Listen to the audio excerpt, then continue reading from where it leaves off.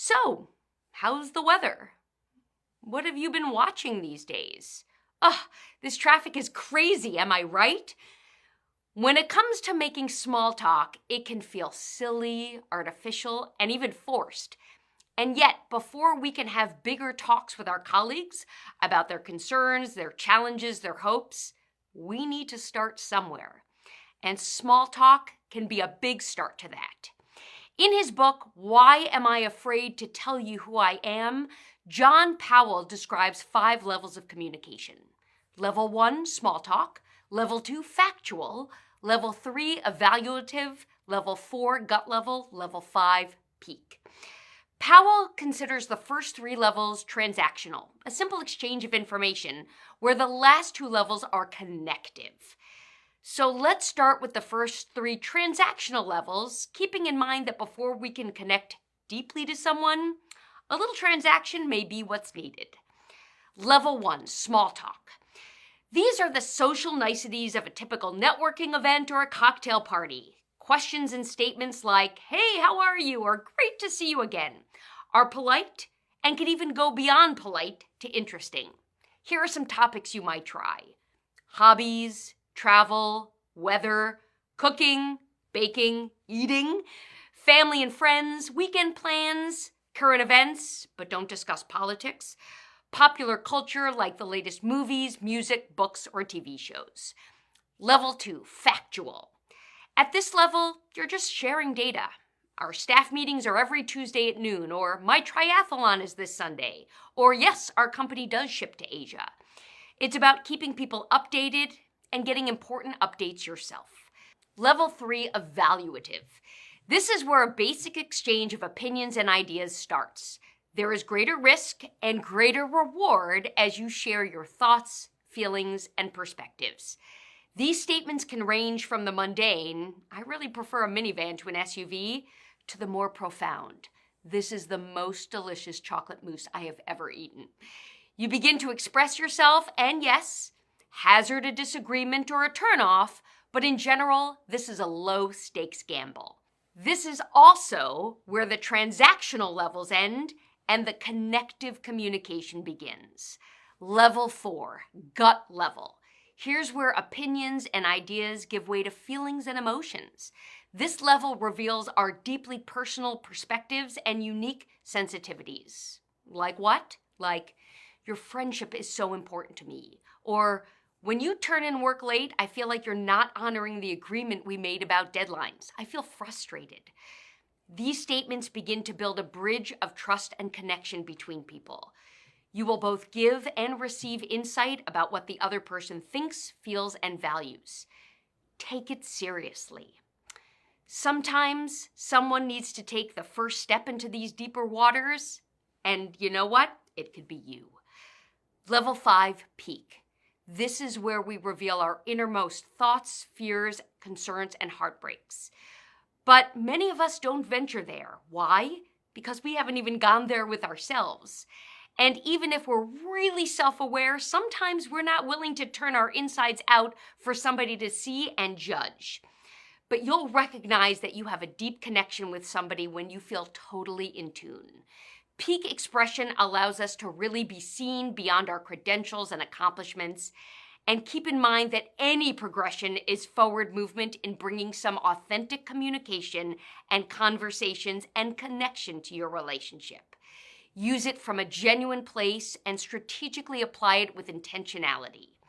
You can download the attached worksheet to help you brainstorm what topics to discuss with others.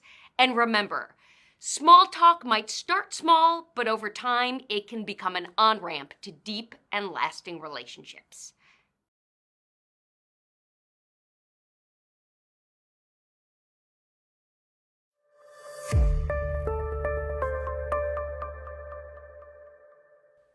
What does this guy know about what we're dealing with every single day here?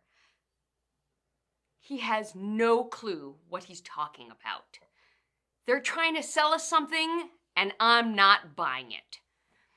If you've ever been in a conversation and listened to somebody whom you didn't trust, chances are you felt defensive, dismissive, or even insulted. You probably rolled your eyes and crossed your arms or bounced your leg and sent a range of body language signals that you weren't having it. You likely tuned them out and maybe even walked out of the meeting early. And if you really felt like your trust was violated, you might have told a lot of people, lots and lots of other people. Of course, it might not have been in a conference hall or a boardroom. It might have been on TV the last time you heard a politician or elected official speak about their policy flip-flop, or at the car dealership listening to the salesman pitch you on why you need the latest and most expensive model with the bells and the whistles you couldn't possibly live without. Now, imagine that speaker were you. I know, it is impossible to imagine, but just stick with me for a moment here. Imagine that you're at your company's town hall, sitting on a panel or at a critical client meeting, speaking at a conference, or even showing up at your kid's career day at school. What if you looked out at the sea of colleagues, peers, bosses, potential and actual customers, or children, and saw them shaking their heads and crossing their arms and figuring out the nearest means of escape? You realized, too late, they just didn't trust you. Okay, you can stop imagining now. What you just pictured isn't just a practical matter of speaking and hearing the truth. There's a biological process that's happening behind those scenes that impact trust. In his Harvard Business Review article, The Neuroscience of Trust, Paul Zak reports that a release of oxytocin, the same hormone that gets released when a mother nurses their baby, causes feelings of trust. Oxytocin also increases a person's empathy, a useful trait for social creatures trying to work together and in communicating with one another successfully. A lack of trust creates feelings of stress, which inhibits oxytocin and makes it challenging for people to work well together. Without oxytocin, there's no bonding. And when there's no bonding, you've left your listeners behind. As Warren Buffett once remarked, it takes 20 years to build a reputation and 5 minutes to ruin it. And that 5 minutes could be the conversation you have that undermines your professional or personal credibility. The bad news is, it doesn't take multiple violations of trust for there to be significant reputational costs. The good news is, it isn't complicated to deliver a message that develops trust with your listeners for short and long-term beneficial impact. Download the attached worksheet to help you identify what you're currently doing that builds trust and what you might be doing that's eroding trust. Trustworthy communicators share their credentials without oversharing, boasting, or minimizing them. Address the audience's WIFM, what's in it for me, early and often. They tell the truth, even if it's unpopular. They validate the listener's feelings rather than telling them how they should feel. They admit when a listener's interests and their own may be in conflict. They consider the level of technical, language, cultural, or subject matter understanding of the listener and adapt accordingly. They match their tone to the message and the occasion. They make sure that their vocals, tone of voice, verbals, word choice, and visuals, body language match. They use facts, statistics, logic, evidence, and examples to prove their points. They share how their own behaviors align with the message they're delivering. They check in with the listener to see what they understand and how they're experiencing the message. They tell true stories that get to the point quickly and clearly. They admit mistakes and apologize quickly if necessary. They stick to a timeline. Untrustworthy communicators say, "Trust me," or "Believe me," repeatedly. They talk about themselves too much. They use humor at the expense of other people. They rely primarily on their own or other people's opinions as evidence. They use questionable sources of data or research. They exaggerate and use hyperbole, using words like always, never, and everyone. They overreach the boundaries of their subject matter expertise. They withhold information to gain or maintain power. They blame others. They overpromise and underdeliver. They break promises. They keep bringing up the past as an excuse or an explanation. They get angry in the face of challenging questions or differing opinions. They fail to say, "I don't know," when they don't know. They stick to their conclusions even in the face of new relevant information. Albert Einstein said, "Whoever is careless with the truth in small matters cannot be trusted with important matters." Your next conversation may be a small matter, but it's a big opportunity to show that you can be trusted with important ones.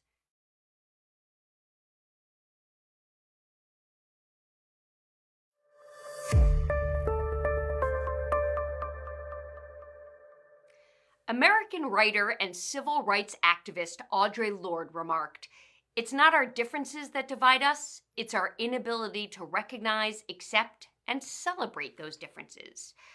When it comes to communicating with other people, we all have differences that need to be acknowledged and respected. And part of respecting differences is knowing how to adapt our style to one another without losing ourselves in the mix. Here's what we don't want to see happen. You're having a conversation with me and I'm a fast talker. So in order to adapt your style, you start speaking very quickly, which makes you feel anxious, causes you to stumble over your words and lose your train of thought. That won't improve any conversation. Here's what would make more sense. You're having a conversation with me and I am a fast talker. So perhaps you pick up your pace of speaking a bit and you also say to me, "Deb, you're speaking really quickly. I love your energy and I'm also not catching everything you're saying. Would you mind slowing down a bit?" That will give me the opportunity to change my pace to meet your needs, and you've met me part way by picking up your own pace a little bit too. Make sense? Here are 16 styles you may need to adapt to and invite the other person to meet you part way. And you can download the attached worksheet to follow along. Making quick decisions versus making methodical decisions. Direct versus indirect. Speaking quickly versus speaking slowly. Being talkative versus being reserved. Formal versus informal. Linear versus nonlinear. Change-oriented versus status quo maintenance, focusing on the big picture versus focusing on the details, focusing on outcomes versus focusing on process, preferring big group discussions versus preferring one-on-one discussions, visibly emotive versus less visibly expressive, conflict avoidant versus conflict energized, consistent style versus variable style, self-disclosing versus private, self-promoting versus modest, collaborative versus independent. Of course, there are many other styles to consider, but starting with this list will give you a way to think about who you are, how you are, and how you might adapt and adjust to others without losing your authentic self.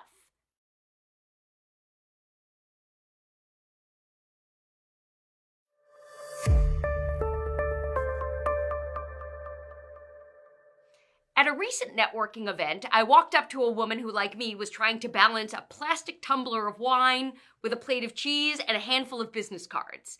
We laughed at our shared predicament, put down our plates, and introduced ourselves. "I'm Robin," she said. "I'm Deborah," I replied. "So, Robin, what do you do?" Suddenly, she broke eye contact and stared at the wall as if something were written there. Without expression, she recited, "I help busy professionals live pain-free lives so they can get back to work." My first thought was, what does that mean? Was she a career coach, a pharmacist, a magician? My second thought was, who talks like that? The answer to the first question turned out to be physical therapist. The answer to the second question was professionals who have been taught that they need an elevator pitch but haven't practiced it to sound human. Your elevator pitch is a short summary of your service, product, company, and how it adds value to customers. It's a useful tool for communicating core information quickly that will hopefully yield you an invitation to have longer conversations with potential clients down the road. The problem with most elevator pitches is that they get crafted on paper, but not adapted to sound like how a real person talks. The majority come across as synthetic, like an infomercial. "We help startups maximize their social media strategies to grow their customer base, but wait, there's more." It's a one-way delivery system designed to make a powerful, positive first impression, but listeners feel pitched at rather than engaged with. And as much as I am a hearty consumer of goods and services for my personal and professional lives, I don't like to be sold.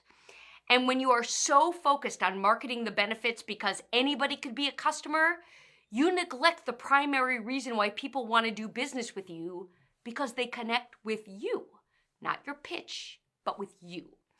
So here are 5 tips to deliver an elevator pitch so that you sound like a real person. Don't speak the way you write. I help individuals, companies, and families make sound financial plans so that they don't outlive their money, may read well on a website, but that's not the way people really talk. When speaking, you might start with, "Oh, I'm a financial planner and I make sure my clients don't outlive their money." That's much more genuine, compelling, and even fun. Utilize common vernacular. In other words, use the simplest language possible.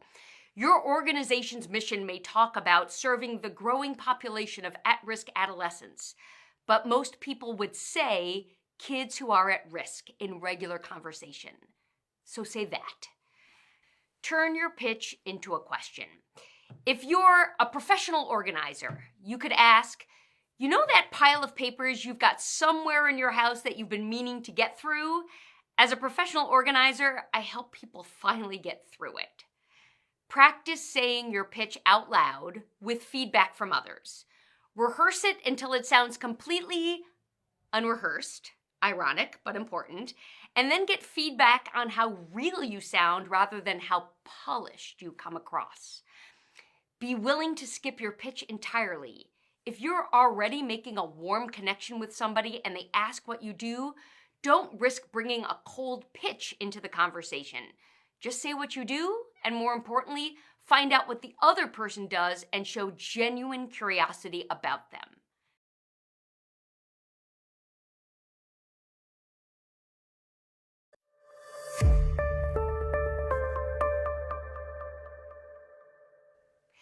Today's rapidly changing business environment calls for a new approach to sales, customer service, and relationship development.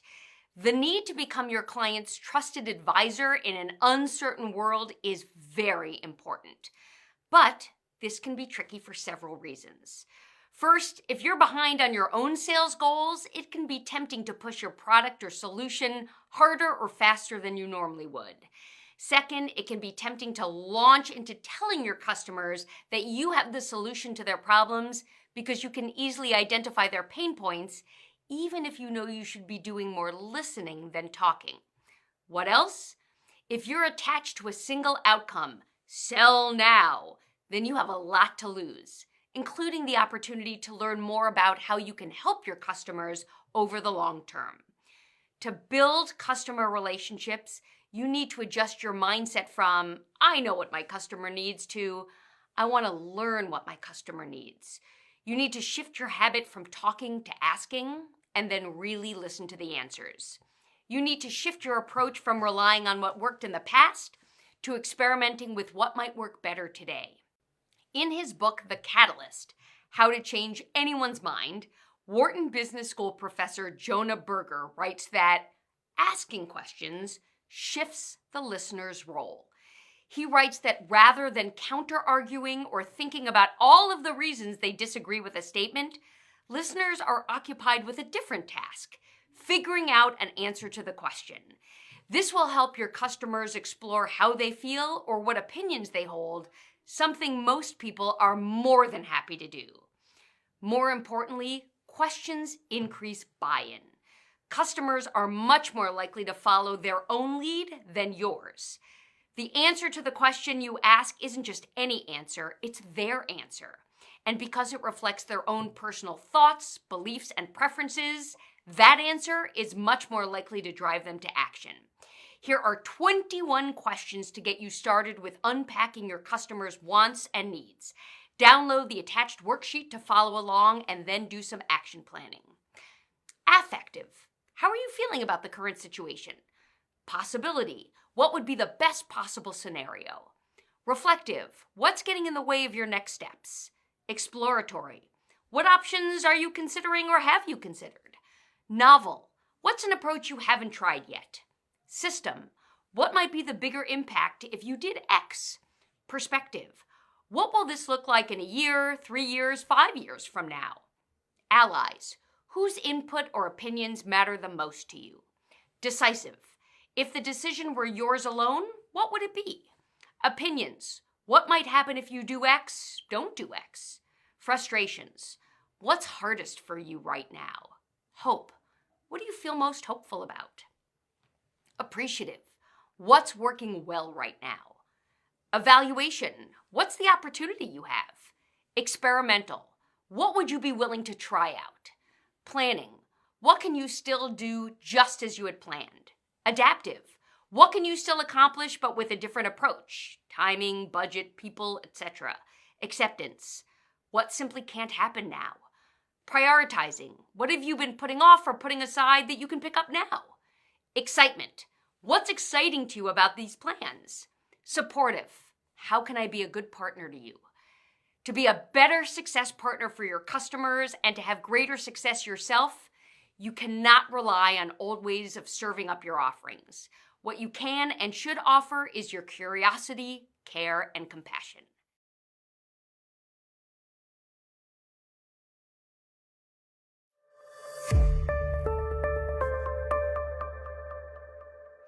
If you've ever worked in an organization or had a conversation with a friend or family member, so in other words, all of us, you know that not every interpersonal exchange is an easy one. But there's one critical skill that can help prevent problems before they begin, smooth interpersonal challenges in the moment, and set the foundation for better conversations moving forward. What's that skill? Being curious. Curiosity can lead to more open communication, better team performance, and reduced group conflict. Furthermore, research shows that curious people share information more openly and listen more carefully. So what are you getting curious about? What each of you wants, needs, and expects from your working relationship? What you might do to put those into practice? And how to effectively negotiate when you have different approaches and styles. To get you started, here are 25 questions that can dramatically improve your conversations with colleagues, clients, managers, vendors, stakeholders, anyone you talk to, especially if you're really willing to listen. You can use these questions during one-on-one meetings between managers and direct reports, coaching sessions, team meetings, career conversations, interviews, onboarding, performance management conversations, client kickoffs, project status meetings, workshops, retreats, even at the dinner table, and so much more.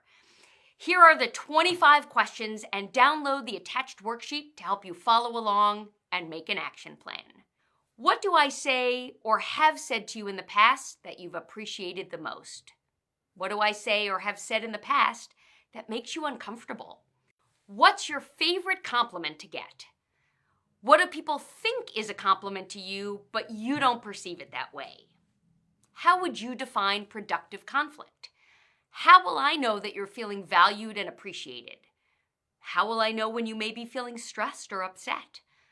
What happens if we can't agree on something important that involves both of us? What should I never say to you, even in frustration? What might I say or do to get your attention about something urgent if other approaches haven't worked? Who brings out the best in you and how? What accomplishment, personal or professional, are you proudest of? What might be the early warning signs that our relationship or our communication isn't working effectively? What can I do to make your day? How can I show up as approachable to you? What should I say or do if I feel like I can't approach you? How do you like to receive both positive and constructive feedback? What are your hot buttons, things that set you off? How would you like me to remind you about my hot buttons? What do you think I might be able to learn from you? What do you think that you might be able to learn from me? Who do I remind you of? What do we do if we're both just having a bad day? What about our work together is likely to give us a recurring problem? What about our work together is likely to change both of our lives for the better?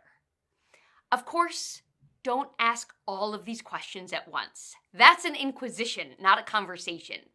But bringing one or two of these questions into your regular meetings and conversations can go a long way, especially if you're prepared to answer them too.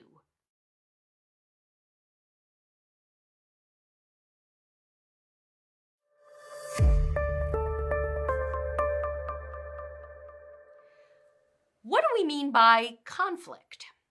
How do you feel when you hear the word conflict? If you're like many people, you may feel anxious, stressed, overwhelmed, sad, angry, confused, resistant, reluctant. Do any of those sound familiar? If so, you're not alone. And if you're in the group of people who thinks conflict, bring it on, then good for you. And please know that not everyone feels quite as excited as you do about conflict. Nevertheless, conflict is a part of almost every relationship. One way that we can take some of the stress out of the very idea of conflict is to think about our definition of conflict. How do you define conflict? Take a moment to pause the video and write down your own definition. So what did you write? Maybe you wrote something that sounds like a battle or a fight or a war. Try on this definition for size. A conflict is a disagreement or a difference of opinion or perspective. So here's what I like about that definition. It normalizes conflict. Think about it.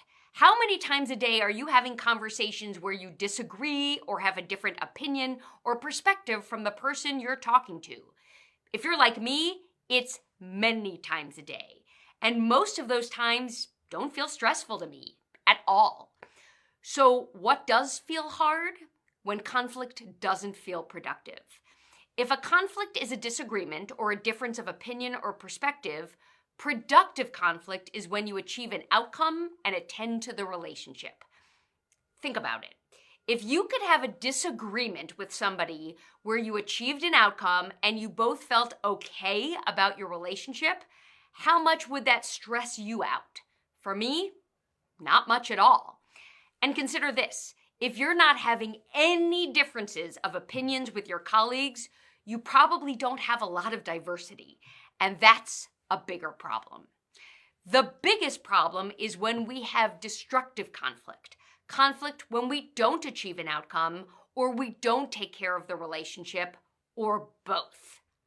As Wharton professor Adam Grant writes in his book, Think Again, when a clash gets personal and emotional, we become self-righteous preachers of our own views, spiteful prosecutors of the other side, or single-minded politicians who dismiss opinions that don't come from our side. Task conflict can be constructive when it brings diversity of thought, preventing us from getting trapped in overconfidence cycles. It can help us stay humble, surface doubts, and make us curious about what we might be missing. That can lead us to think again, moving us closer to the truth without damaging our relationships.